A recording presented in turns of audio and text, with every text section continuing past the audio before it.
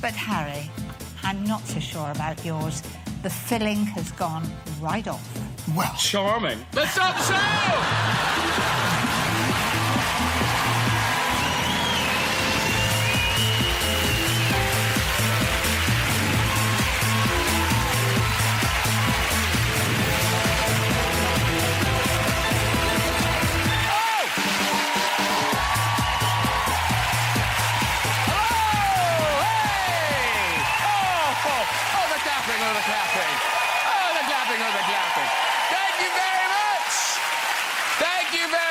Tonight we've got all your favourite stars on one sofa. Top actor Daniel Radcliffe is here, ladies and gentlemen. I love Daniel Radcliffe. TV burp star Harry Hill is on the show. The queen of all the baking, Mary Berry, is here. Oh. Plus, later in the show, we've got one Lord of Leaping, Andrew Lloyd Webber is here. Steady, ladies. We'll have music and chat from the legend that is Sir Cliff Richard, ladies and gentlemen.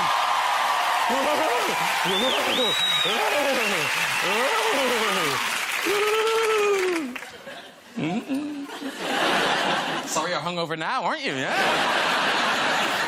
Now, Cliff will be performing a track from his new album, which is, ladies and gentlemen, his 100th album. He's done 100 albums. I know.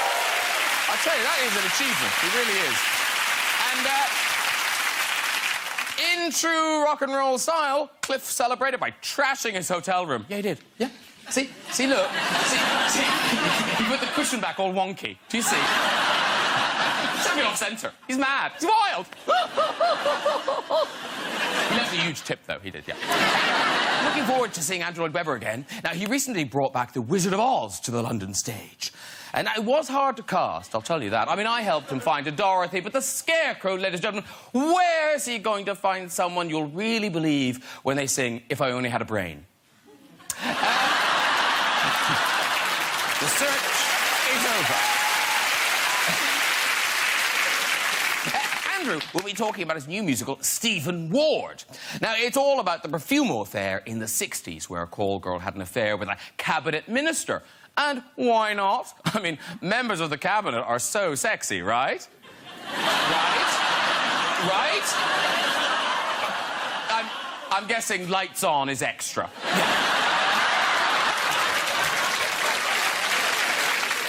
So, I am delighted to welcome the wonderful Harry Hill. Harry, too, has written a new musical. Now, I wonder whose musical will be best, Harry Hill's or Andrew Lloyd Webber's? There's only one way to find out. Fight! You'd love it if that actually happened. Harry's musical is all about the X Factor. Yeah. It's called I Can't Sing and will feature Simon Cowell. Wonder what it'll sound like. Gotta feed that baby.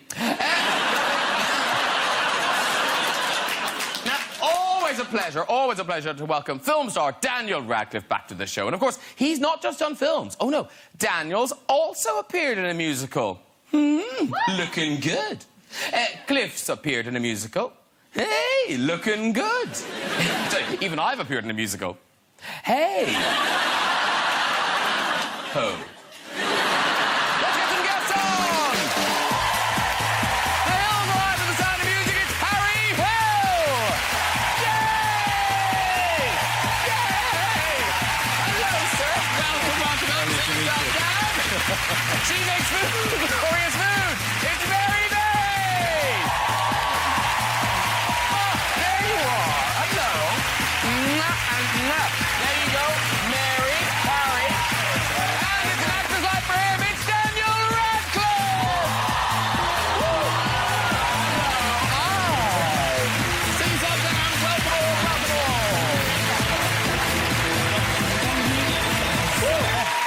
Sit. You look so smart. What a smart cat. Well, I say smart. Daniel. Yes. Come What's going on? We should probably address my hair, yeah. Yes. Yeah, this is what my head looks like now, which I'm seeing on a screen for the first time. Don't look. I'm filming Frankenstein at the moment, and I'm playing Igor, and this is what Igor's hair looks like. But that's not your hair, is it? No, it's extensions. Oh, yeah. okay. Mary, look at Mary. She's all over it like a rat. She's in there. I thought she was grooming like a monkey. She was like... You didn't have a little play around backstage, actually. Can we change the subject, please?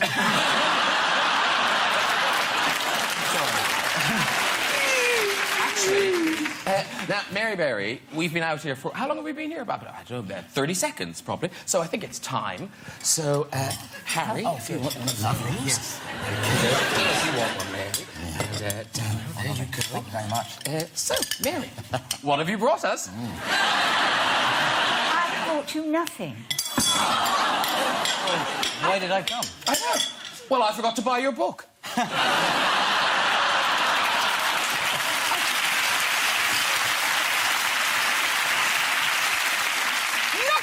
I haven't brought you a cake today. Just a reminder, I must...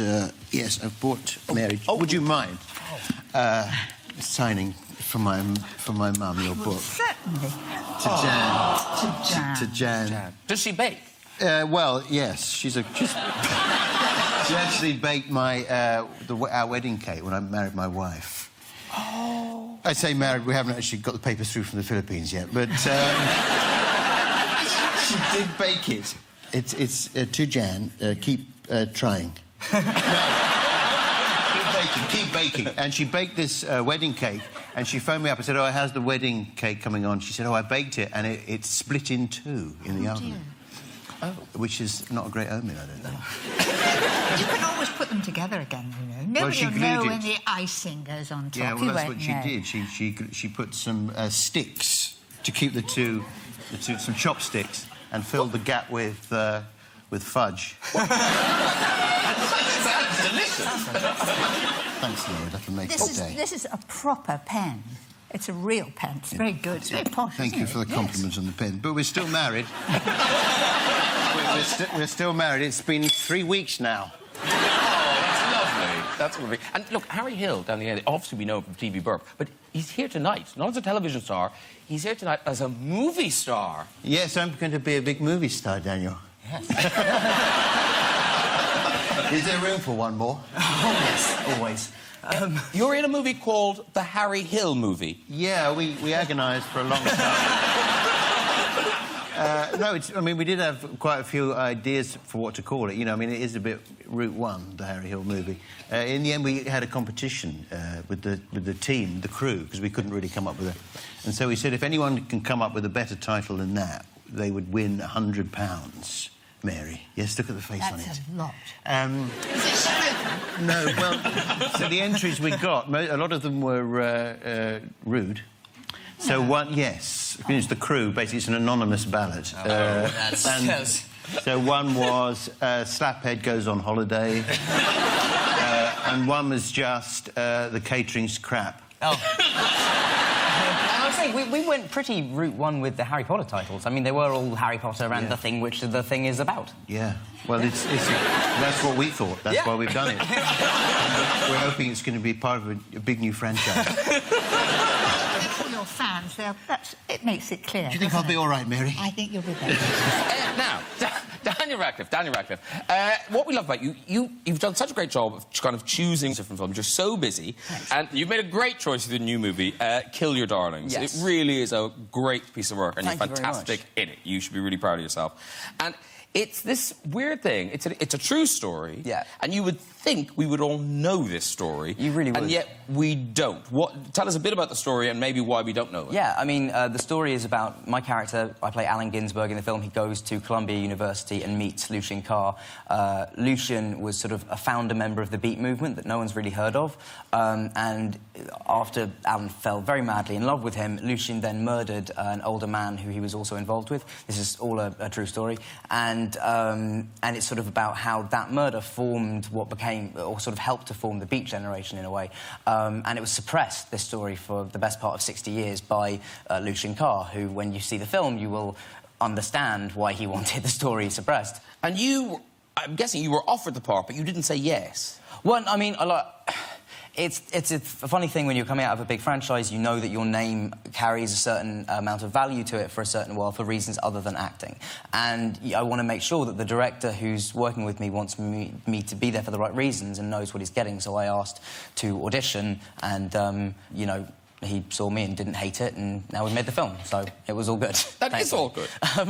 It's so weird talking to you with that hair. Yeah, I feel like kind of we're all getting used to it together tonight. Because I'm actually looking thinking, what pretty eyes he has. Oh, thank you. Well, that's great. I can only... Framed and... I can only hope more people are thinking that, and not thinking what I thought when I first had it done, which was I look like a young Charles Manson.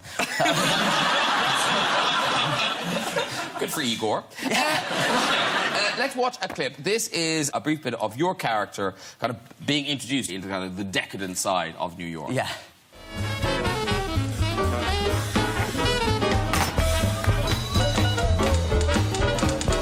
What do you hate from the pit of your gut? Institutions. Patterson, New Jersey. My father. Bingo.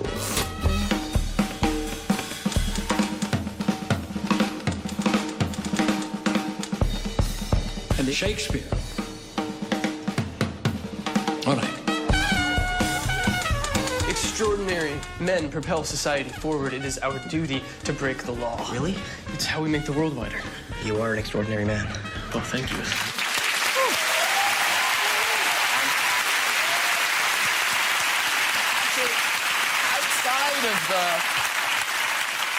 Outside of the murder element of the story, what I loved was that. Yeah. That thing of going to college and you're thinking things for the first time and finding your tribe and stuff. Yeah, absolutely. But I mean, it struck me watching it that, of course, you missed out on that. Well, I didn't go to university in that sense, but I do felt like I very much found my tribe or whatever when I fell into the film industry. Like, I really... That was definitely a moment where I was suddenly somewhere new and I felt like I belonged for the first time. Yeah. But you're right, this is a film about these guys who went to university and had that moment that I think a lot of people have where they go to university and want to change the world and do great things, and these the great thing about these guys is they actually did. Yeah, no, that's the difference between everyone else's life and theirs. Oh, yeah, but it was only like, it wasn't, there wasn't, you know, there wasn't anything... Yeah. It's nothing that somebody else couldn't do, necessarily. Wow. You can chill red wine.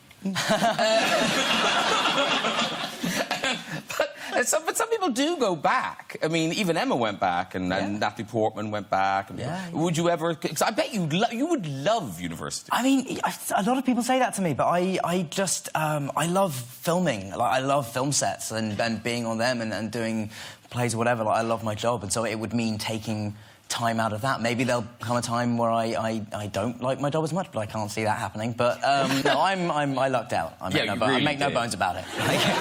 No, yours is like that kid's dream coming true. Yeah, I got an amazing job on something I love doing, and it's just like, it's sort of like every job I do, I think, is somebody going to stop me from doing this one day? Because that would be terrible. I'm just like... I would only say, in mitigation, the price you're paying is the hair.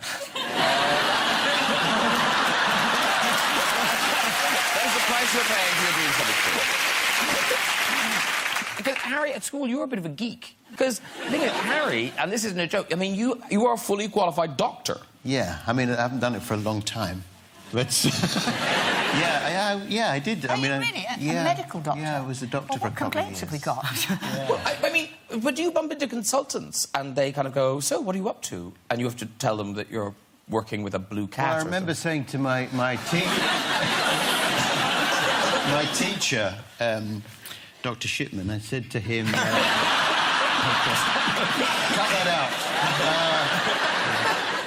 So imagine there's a medical emergency. For instance, I don't know, Mary might slip into a diabetic coma or something after cake. You don't eat all those cakes, Mary, do you?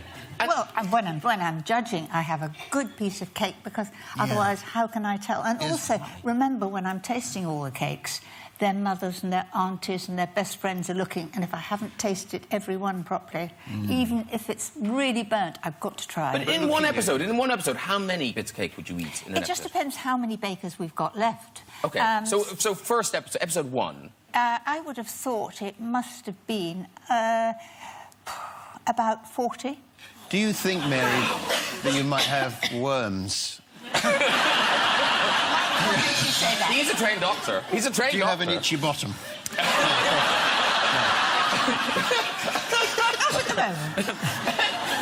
But if anyone had a medical emergency, I said, is there a doctor, would you step forward? Would you go, I am?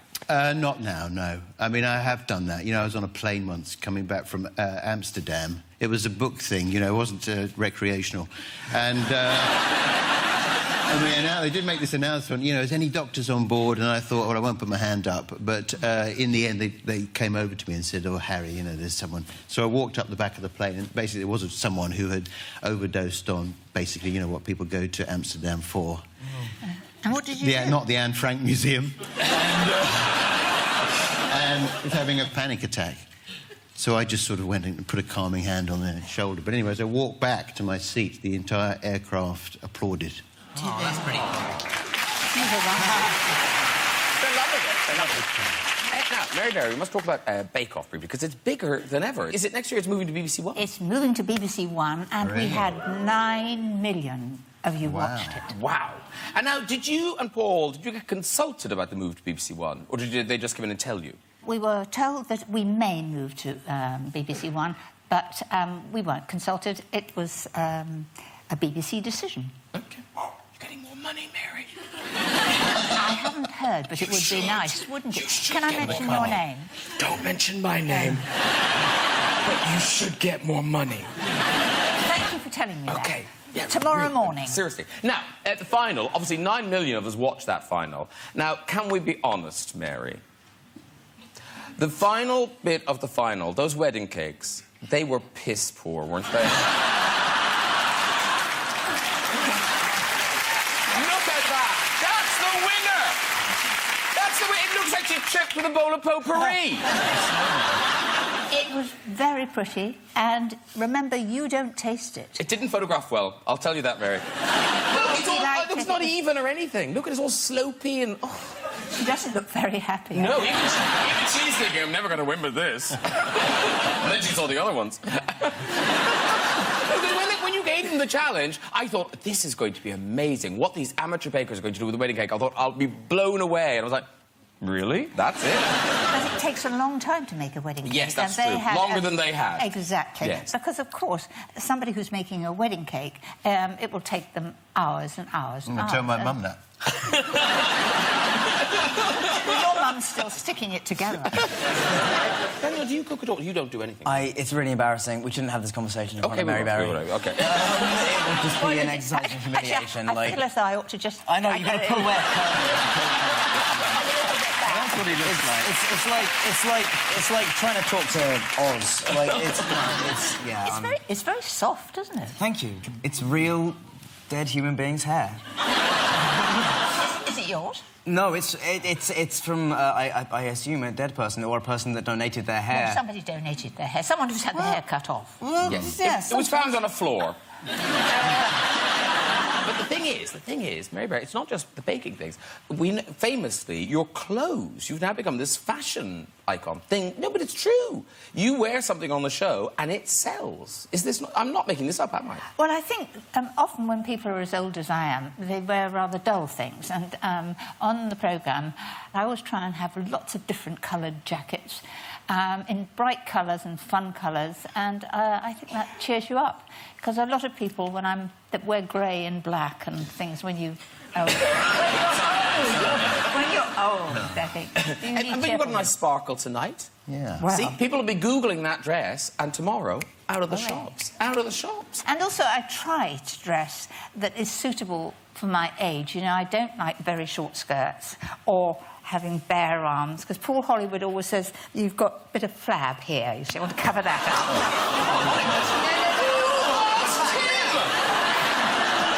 up. He wasn't just meaning me, he was meaning people of my age. Oh.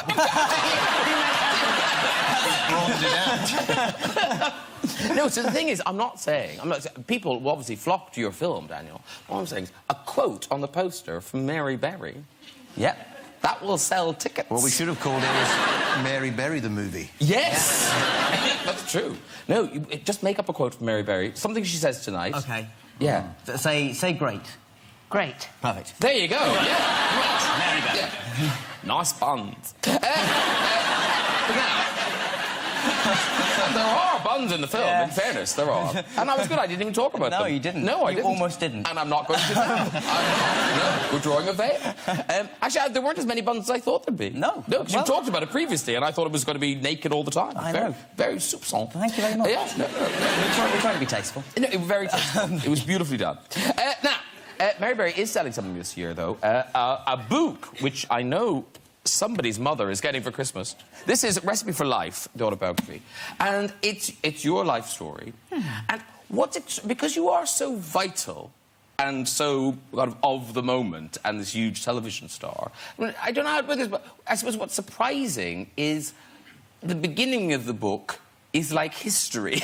I mean, it's quite long. I mean, now I feel like Paul Hollywood. I feel terrible. I feel like I'm being rude. But no, but when you look at the pictures and things, it just seems very... Well, of course, I'm almost a wartime baby, and so it's quite... it was very frugal in those days. We didn't have much. I mean, this looks like you're filming Jude the Obscure or something. It seems unbelievable. But those were farm holidays, you see. We never stayed in a hotel. We used to camp and have farm holidays, and I loved them. And I should say, there is one picture in here that looks like a still from Harry Hill, the movie. Look at that. Isn't that amazing? Now, I remember that. Dad was very keen on photography, and that was our Siamese cat. And he put on the end of that straw a piece of meat. And that is why the cat is doing that. It doesn't like milk at all, then? Is that what you're saying? You couldn't get it from a straw, could it? No, I like the way... I just thought your mother was very cross. Your mother was very cross and going to go, I'm not having that cat licking a saucer. Use a straw like the rest of the children. But very briefly, let's talk about... Because your personal life's in here, too. Yeah, your husband. He wooed you. I mean, how many times did he ask you to marry him? Quite a few times, because he was a rugger player, and he always used to go to the pub afterwards, and then he would sort of suggest that he might marry me, and I was never too sure that perhaps whether he was drunk, but I'm sure he was. But eventually, he went to ask my father's hand, to my father to ask my hand. Different times. Now that could happen, but then... He went to see my father, and as he drove into the drive, we lived in Bath, and he drove into the drive, and he ran over one of my father's doves. And it was dead. And my father came out of the double doors, evidently. I wasn't there. And he said, "You silly fool." And so Paul was quite quick, and he thought, perhaps I won't ask. No. So he came back the next weekend, and he was working for Harbours of Bristol, and he came back with a bin end in a box of wine and things, and he sort of dumped that on the door, asked for my hand, and, of course, now we are married. Ah, happy ending. What happened to the dove? You weren't tempted to put it in a white wine sauce and... Could have done, but I was in London, you see. But we've been married 46 years. What I love about this story is that's one of the poshest anecdotes we've ever had on the show, involving a driveway, some double doors, and a dead dove.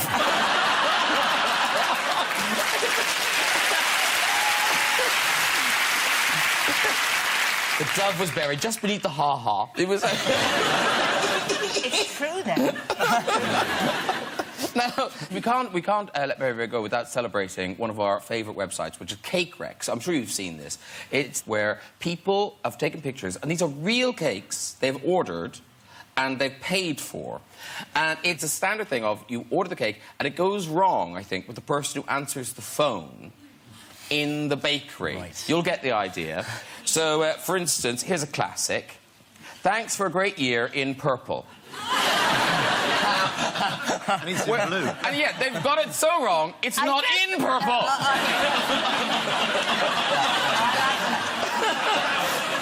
This is another, again, very straightforward one. On the phone, what do you want on top of your cake? Happy birthday with balloons and crap like that.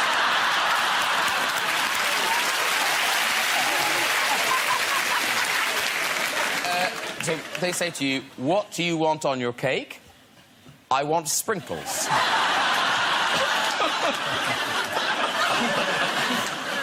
OK, but now here's the thing. Nothing can go wrong. Nothing can go wrong. You go in with a memory stick and you just say, can you put this on a cake? Oh, no.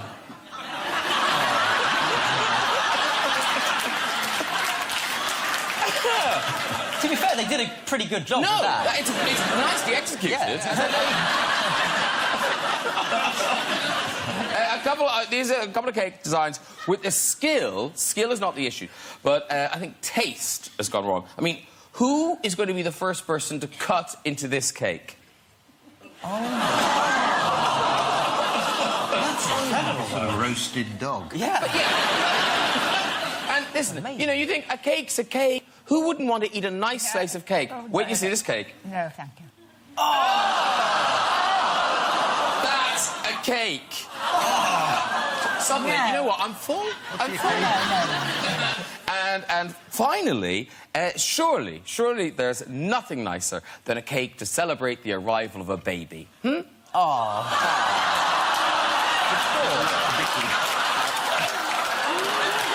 Well done, all the cakes. There you go. We're clapping. We're clapping. We've talked too long. We've talked too long. We must hurry up. We must hurry up. Harry Hill, you made a film. This is the Harry Hill movie. We know that. It's out on the 20th of December. And we don't want to spoil it for people, but a little précis of the plot? Well, it's based on a true story. It's about me living at home with my nan, played by Julie Walters. And our hamster is given only a week to live by the vet, played by Simon Bird. So we take him, I ask him what he wants to do, and I think that he says, go to Blackpool, but because I don't speak much hamster, I don't know if you speak any, very similar to guinea pig, he actually says, I want to go and want to meet Rihanna. But I misinterpret it. And we head off on a trip to Blackpool, and on the way he gets exposed to radiation and becomes 150 feet tall. And I fall in love with a girl covered in shells, played by Sheridan Smith. And I'm fighting my evil twin brother, Otto, who was separated from me at a very young age and was brought up by Alsatians. Played by Matt Lucas. As I say, it's based on a true story. Yeah. And it's a story that needed to be told. It's a very simple theme, really, isn't it? Yeah. Yeah, ideal for Christmas. And have you tried it at an audience yet? Oh, well, we did have a test screening, yeah, which actually was really good. But there's always... It's you know about test screenings, they have them in front of a... You play the rough cut of the film in front of an audience. Yes. And one lady said, because the hamster is supposed to be my childhood hamster, so technically the hamster would be about 30 years old, I suppose, and we all know hamsters only live to about 3. And she goes, hang on a minute, how old's this hamster supposed to be? Hamster? Well, you know, she said it'd make a lot more sense if it was a tortoise that was exposed to radiation and was 150 feet tall. So it was really, really useful. Well, there was. Yeah. And now, there are special effects, but some of the things in it are real. Now, Yes. I don't know how to say this. Dachshund. The Dachshund 5. Dachshund. It's a Jackson 5 tribute band. You like Dachshunds, don't you? I like Dachshunds. I have certainly well, do. this is 5 of them. Michael Dachshund, Tito Dachshund, Ray Dachshund. And they've got little afros. Here they are. I've got a picture of them. There they are. And they're real. They are real Dachshunds. They're wearing wigs. Oh, they're wearing wigs. Yes, I get it.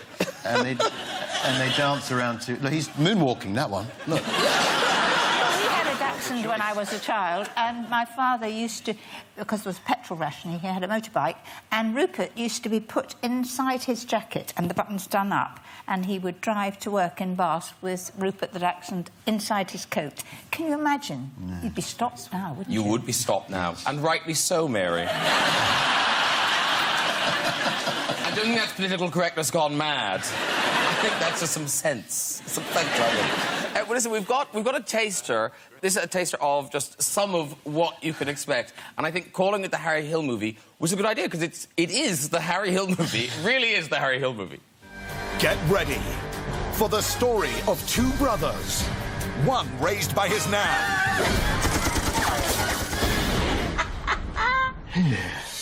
The other by wild animals. So he was brought up by Alsatians. Oh, yes. I know it is more common than you'd think. Have you any idea what it's like to have to lick your own bum just to fit in? What? And the fight for their hamster. Abu, you all right? Join the adventure on the big screen. Nan, how many times? No stripograms on a weeknight.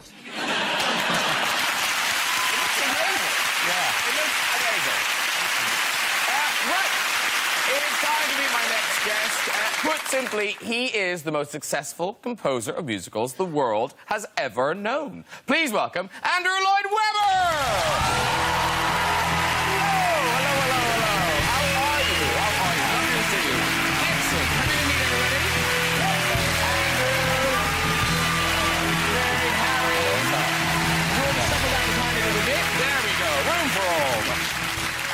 Now, Andrew, it's exciting times because the West End is welcoming a brand new Andrew Lloyd Webber musical. Stephen Ward, I saw the very first preview and I just loved it. I thought it was great. But for a first preview, it seemed so slick and done. Are you changing a lot between now and the opening night? No. Oh, OK. Fair enough. Not really. Hopefully not. Although there's a book about Stephen Ward that's just come out last week, which says that he was murdered, which means that I'm going to have to change the end if it's true. Yeah, that does... extremely irritating. Anyway, no, it's... And it opens on the 19th of December. Yes. And it reunites you with the Sunset Boulevard team. Yep. Chris Hampton and Don Black. And exciting for me, really, because Sunset was one of my favourites, actually. And I don't know, you know, Stephen Ward is a grown-up subject. It ain't Charlie and the Chocolate Factory. No. And I think it's time, you know, really, for, you know, I for a long time wanted to take a subject that was a little out of the ordinary. I didn't know, when I started work on this one, exactly the hornet's nest that I was going to stir up. I mean, I hadn't a clue, you know, that there was really quite so much anger about what happened to him. And all of the various... I mean, I guess most people know that it's really about the guy who was the scapegoat for the Profumo affair. Which brought the government down. Which brought the government down. But actually, the Profumo affair is a tiny, tiny little bit of our story. It's only about, I think, 100 seconds of stage time. Wow. It's about, really, how the establishment, in a kind of way, closed ranks, and they had to find a scapegoat. And it was this man, Stephen Ward. And one sees it all the time, again and again and again. It's happening around us now. And in case you're thinking it sounds a little dry, I tell you, it does break taboos. I can't remember another West End musical that featured a full-on orgy. Yes, well, I thought you enjoyed that bit quite a bit. I did! I think everyone did. Yes, I know. Yes. And we have a little bit of... Well, look, what's the song? What's the orgy song? You've Never Had It So Good. It was "You Never Had It So Good" was the Conservative Party's election slogan for a while, and Private Eye, who was starting that, they brilliantly came up with "You've Never Had It So Often."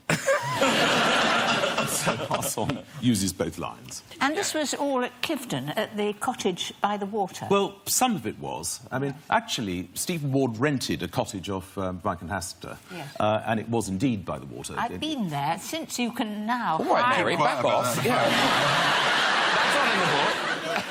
But with this orgy, you weren't tempted to do one of those Looking for Maria-type TV shows where you could... well, you know, I mean, there was one moment, you know, where we couldn't find a girl for Mandy Rice Davis, who, by the way, is a fascinating person to meet. I mean, she's really, really extraordinary. We couldn't find a kid for that. And I very nearly rang Graham and said, shall we do a late-night TV programme, sort of see whether we could find a kid? Fantastic. But it didn't happen, and I did find one. Or cruise the web. Yep. Now, we've got an exclusive little clip. This is Christine and Mandy. Basically, they're in Stephen Ward's flat, and they're celebrating the end of their innocence. No more old farts with middle-aged wives, and no more white boys running our lives. No more posh gifts and no more rough trade. We just use our heads and we've got it made. No more bad times, last year was a bitch. We must find new ways of scratching that itch.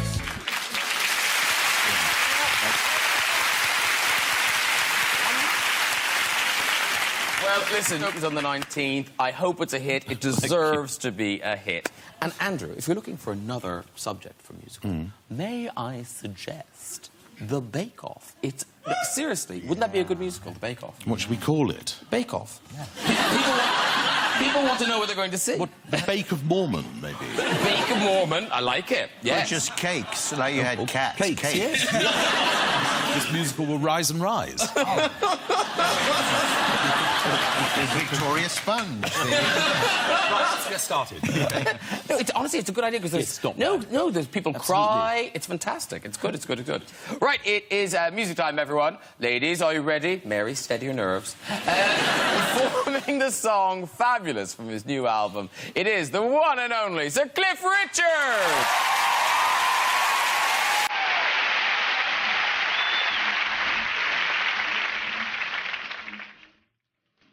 Well, I always knew I was crazy for you, but now I know you thrill me so.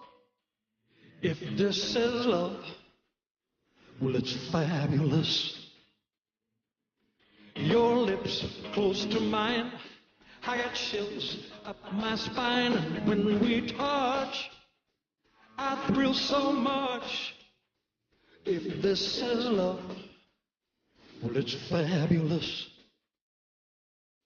Well, I read in a book about love and its charms, but I never knew until I held you in my arms.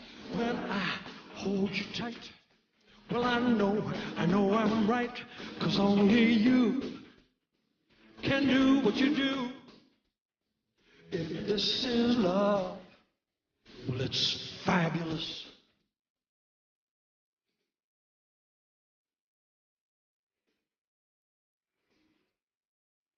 Ooh.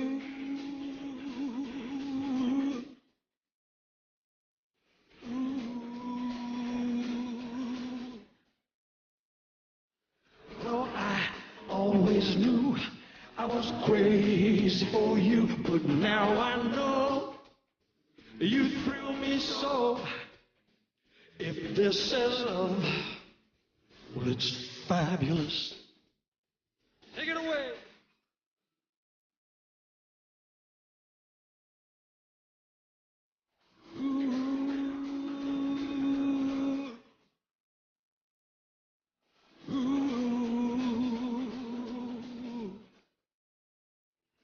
Well, I read in a book about love and its charms, but I never knew until I held you in my arms.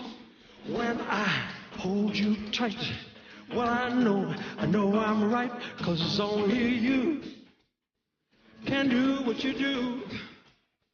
If this is love, well, it's fabulous. If this is love, fabulous. If this is love, well, it's fabulous.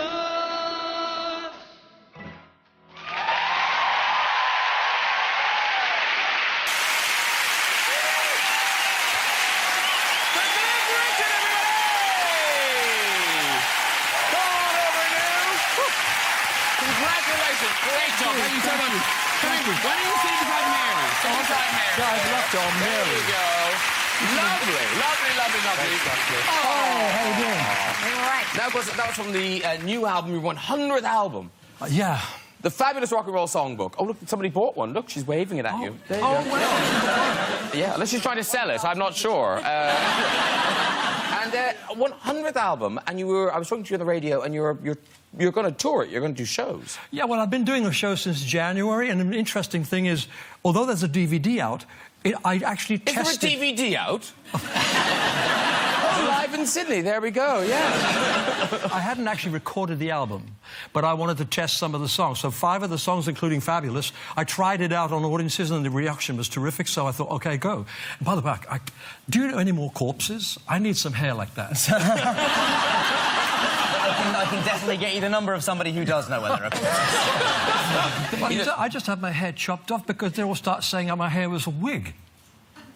So I thought, well, I'll cut it short and see what they think now. They think it's a short wig. Mind you, now, we must address something, Sir Cliff, because there were some rumours this year. There were some rumours, and people got very upset. There was a rumour that there would be no Sir Cliff Richard calendar 2014. But happiness. Now, I don't know where they get... In that little cupboard, he has his hidey hole. Here it is. Oh, wow. It exists, ladies and gentlemen. It's available. It's the Cliff Richard official 2014 calendar. Now, I have to say, you look very happy there, but guessing where you're standing, possibly suicidal. That's really dangerous. That's really dangerous. Actually, there's an awful advertising. There There's is. an Don't play I Spy. Yes. And I was thinking train. I bet you were. But I was also listening out. Now, it's what you want, ladies and gentlemen. It's what you want in a Cliff Richard calendar. There's lots of nice traditional poses. There's the Cliff Richard lean. Now, I like this one because actually you're not leaning against anything, I don't think. You've just chosen to lean. Yeah, but there was a pillar there. Oh, there was? Yeah, they cropped it. Oh, how annoying. And one hand on your keys, I see there. Yes. Then we've got the traditional wooden fence denim lean. Yes. Well, denim is very much part of rock and roll. Of course. It is rock and roll. Yes, as is leaning. Now, April, he's gone for a very radical lean in April. He's in a street and he's going, what am I leaning on? Am I leaning? Am I falling? That's what air am I guitar. doing? Did you not see you know we ended the song with the... Oh, I'm a fool. It's called airplane. It was in a street context. I didn't recognise National this. Main Street. Yeah. It was in a bunch. There were the only lights on that night. Yeah. And then May, ladies and gentlemen, we are in very, very familiar territory. It is everyone's favourite. It is the foot-on-tree lean. Foot-on-tree lean. Now, when you're doing the calendar, do you talk about it like this? Do you kind of go, OK, which lean am I doing? It varies, really. I mean, I think the reason why the rumours got out that I'm not going to do any more is probably because it's true.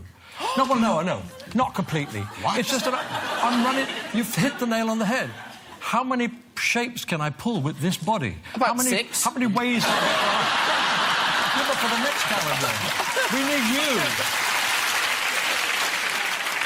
But now, ladies and gentlemen, excited as we are that the calendar is out, that's very exciting. I come with... This is upsetting news. As you know, you've been doing... This is your 35th calendar. Is it my 35th? I think it's your 35th. You have sold millions and millions and millions of calendars. Year in, year out, Cliff, top of the calendar charts, ladies and gentlemen. Yeah.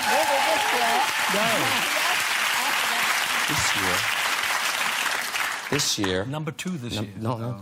Yeah, but you know... Those pesky One Direction boys. Yeah, but you know, what must they feel like if the number 2 is 73 years old? Also, I'm just thinking, Cliff, those One Direction fans, they don't need a calendar. What are they doing? They're going to school, driven to dance class. That's it. They don't know. Your fans need calendars. They've got doctor's appointments, dentists, to the vet. They need them. Is there anything going to happen to that calendar? It's just that it's Christmas and my mum.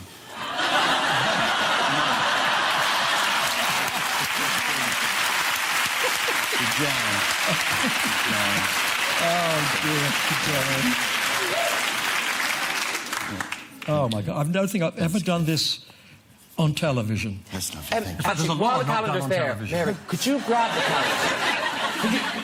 Harry, could you give the calendar to Mary, please? Oh, yes. Because if you're seen with it, just look like you're enjoying it. I think it's lovely. Yeah, there you go. There's a calendar. It'll be number 1 now. That will sell now, Cliff. It will sell. It will. Listen, good luck with the calendar, the album, the DVD, the tour. Ladies and gentlemen, please thank my guest tonight, Mr. Harry Hill. Sir Cliff Richard. Mary Derry. Daniel Radcliffe. And Lord Lloyd Webber. Join me next week with musician, music guest Jessie J, campaigning chef Jamie Oliver, Hobbit star Martin Freeman, and comedy great Ben Stiller. I'll see you then. Good night, everybody. Bye-bye.